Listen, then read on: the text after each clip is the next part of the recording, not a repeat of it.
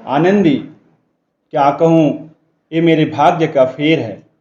नहीं तो गंवार छोकरा जिसको चपरासीगिरी करने का भी सहूर नहीं, मुझे खड़ाओं से मार कर यौना करता। श्रीकंठ, सब हाल साफ साफ कहो तो मालूम हो, मुझे तो कुछ पता नहीं। आनंदी, परसों तुम्हारे लाडले भाई ने मुझसे मांस पकाने को कहा। घी हांडी में पाव भर से अधिक न था। वह सब मैंने मांस में डाल दिया।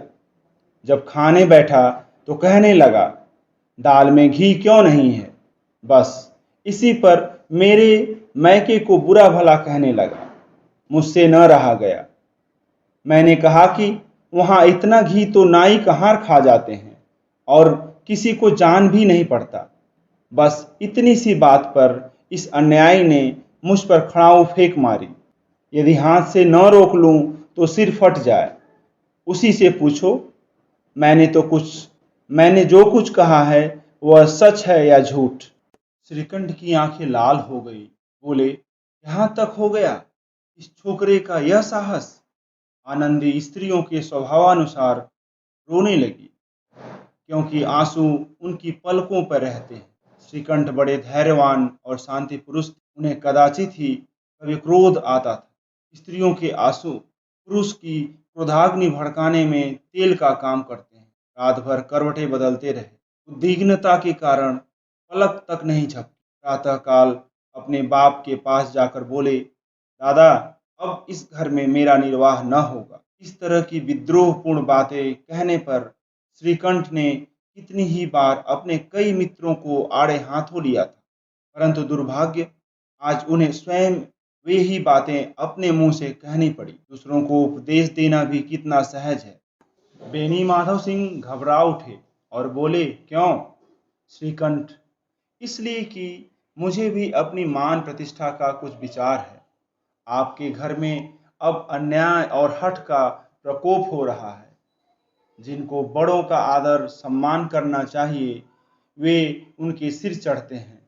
मैं दूसरे का नौकर ठहरा घर पर रहता नहीं। यहाँ मेरे पीछे स्त्रियों पर खड़ाऊ और जूतों की बौछारें होती हैं। कड़ी बात तक चिंता नहीं, कोई एक की दो कह ले, वहाँ तक मैं सह सकता हूँ, किंतु यह कदापि नहीं हो सकता कि मेरे ऊपर लात घूंसे पड़े और मैं दम न मारूं। बेनी माधव सिंह कुछ जवाब न दे सके। श्रीकंठ सदैव उनका आदर करते थे। उनके ऐसे तेवर देखकर बूढ़ा ठाकुर अवाक रह गया। केवल इतना ही बोला, बेटा, तुम बुद्धिमान होकर ऐसी बातें करते हो। स्त्रियां इस तरह घर का नाश कर देती हैं। उनको बहुत सिर चढ़ाना अच्छा नहीं।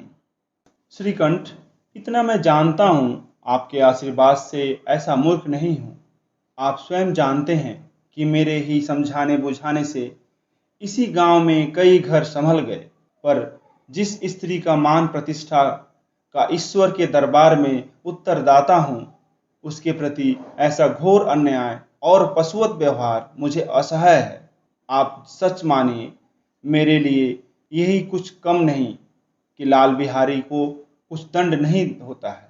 अब बेनी माधव सिंह भी गरमाए, ऐसी बातें और न सुन सके।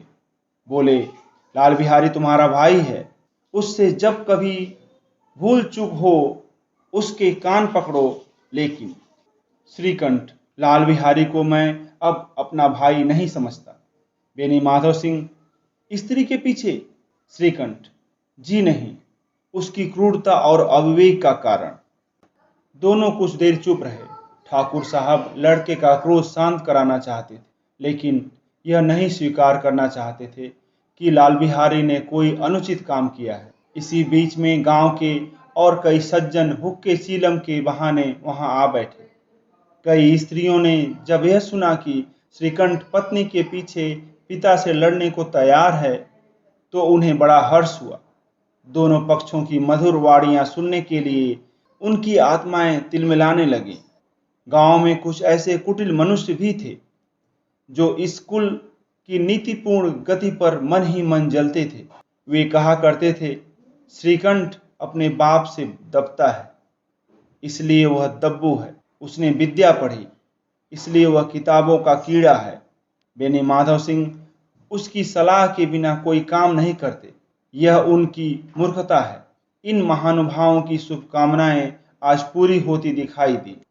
कोई हुक्का पीने के बहाने और कोई लगान की रसीद दिखाने आकर बैठ गया।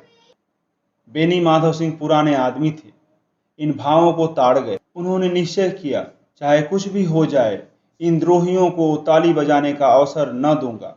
तुरंत कोमल शब्दों में बोले, बेटा, मैं तुमसे बाहर नहीं हूं, तुम्हारा जो जी चाहे करो। अब तो लड़के से अपराध हो गया। इलाहाबाद का अनुभव रहित झल्लाया हुआ ग्रेजुएट इस बात को न समझ सका। उसे डिबेटिंग क्लब में अपनी बात पर आ अड़ने की आदत थी। इन हथकंडों की उसे क्या खबर। बाप ने जिस मतलब से बात पलटी थी वह उसकी समझ में न आया।